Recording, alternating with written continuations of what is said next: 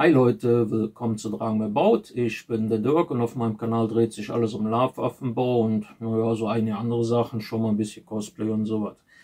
Heute geht's mal weiter und zwar will ich jetzt den Schädel noch komplett mal fertig machen, um zu gucken, wie das aussieht. Und dann habe ich noch eine Idee, was man mit den Dingern vielleicht auch noch machen könnte. Da werde ich wahrscheinlich eine Waffe mal mitbauen. Aber dazu dann, ich denke mal am Ende mehr. So, dann hoffe ich mal, bis jetzt hat euch das Ganze gefallen. Dann fangen wir direkt mal an. Das Ganze wird jetzt gepinselt. Bleibt dran, wir sehen uns. So.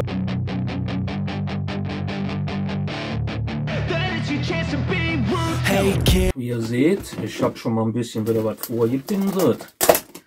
Ich habe diesmal, bei dem Schwarz habe ich nicht so viele Schichten. Ich glaube nur so 3 oder 4. Weil ich wollte mal gucken, wenn jetzt hier von dem Schaumstoff, der ist ja nicht so immer ganz porig zu, ne? Jetzt wollte ich mal gucken, wenn man dann nicht so viel die Poren versiegelt hat, wie die Oberfläche dann aussieht. Wie ihr seht, das ist hier schon ein bisschen was durch den Schwamm und so, sieht das schon ganz gut aus. Das wird dann auch nicht in schwarz, mit so weiß. Ich will nämlich dann noch mal gucken, dass ich dann noch so ein bisschen braun dann noch mit reinnehmen, aber diesmal wieder anders aufgetragen. Wie ihr wisst, ich probiere ja immer schon mal so ein bisschen was aus. Ich werde das Schwarz hier mit dem Weiß drauf. Da habe ich dann jetzt Flexipen transparent ganz normal genommen, wieder ein Weiß drin reingetan. Können dann natürlich auch direkt mit Acrylfarbe, aber wenn er noch in das Flexipen transparent rein tut, hält es noch eine Ecke besser, ne? Das ist natürlich dann für die Haltbarkeit nochmal deutlich besser. Aber das ist immer so Geschmackssache. Der Einfachheit halber kann man natürlich auch direkt mit der Acrylfarbe drauf. Das geht auch ganz gut. Hält auch. Aber wie gesagt, wenn er noch ein bisschen Flexipen transparent und das dann da einmischt, hält es noch besser. Aber das ist dann halt Geschmackssache.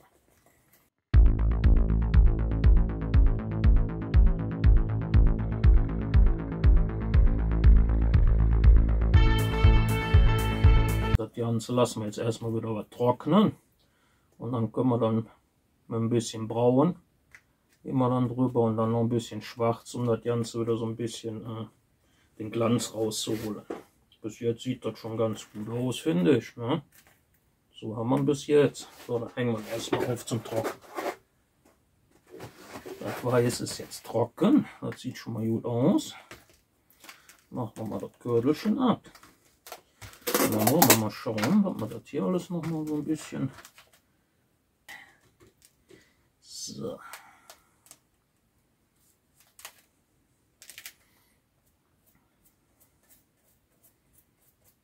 Probieren wir erstmal aus, wie das aussieht.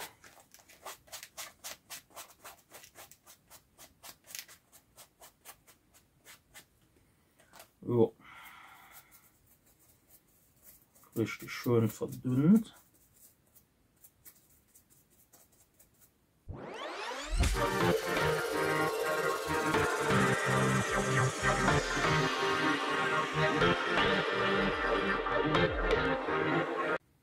Mal schauen. Jetzt lassen wir das mal trocknen und dann machen wir noch das innen hier auch noch so. Das Braun war dann trocken. Dann bin ich noch mal so ein bisschen hier mit Schwarz ganz relativ verdünnt drüber gegangen. Dann noch mal mit dem Schwamm ein bisschen, weil das war mir noch ein bisschen zu, sah mir noch ein bisschen neu aus. Jetzt habe ich hier an der vorderen Seite, bin ich schon mal mit dem Topcoat drüber gegangen. Jetzt machen wir noch die andere Seite. Und dann gucken wir mal, wie das Ganze dann nachher aussieht. Sieht diesmal ein bisschen gammeliger aus, aber gefällt mir. Wie gesagt, farbgebungstechnisch liegt das ja dann immer an euch, weil ihr mögt. Da kann man ja alles Mögliche machen. Dass man ganz weiß macht, mit ein bisschen so verranstem oder halt je nachdem.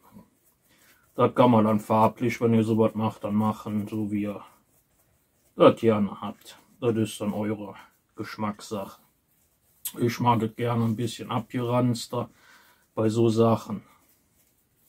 Bei anderen Sachen mal ein bisschen ich sag jetzt mal aufwendiger mit den Verzierungen. Das ist immer je nachdem. Aber hier bei sowas, ich denke mal, das ist so, kann man so lassen. Wie gesagt, sieht ein bisschen sehr verranzt jetzt aus, aber